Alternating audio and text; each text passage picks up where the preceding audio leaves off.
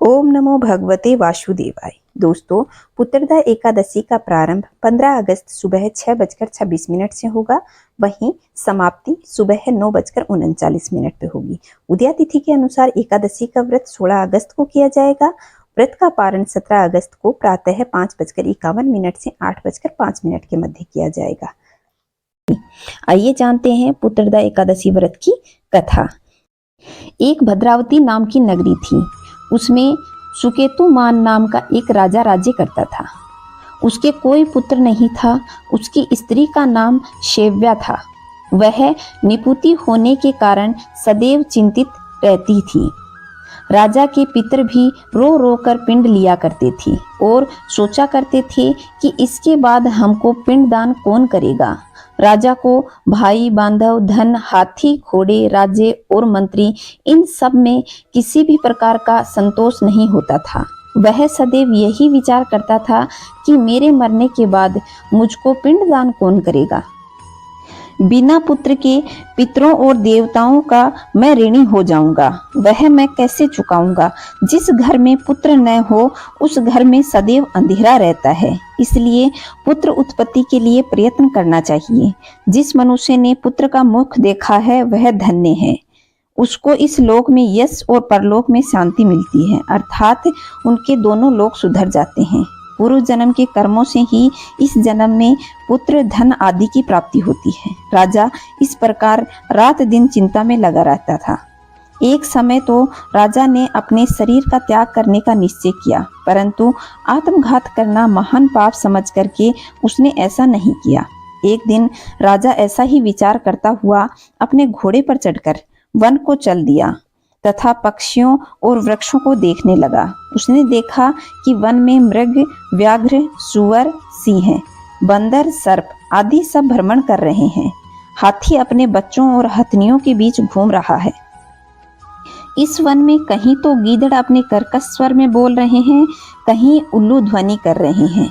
One के दृश्यों को देखकर राजा सोच विचार करने लग गया। इसी प्रकार उसका आधा दिन बीत गया। वह सोचने लगा कि मैंने कई यज्ञ किए, ब्राह्मणों को स्वादिष्ट भोजन से तृप्त किया, फिर भी मुझको दुख प्राप्त क्यों हुआ।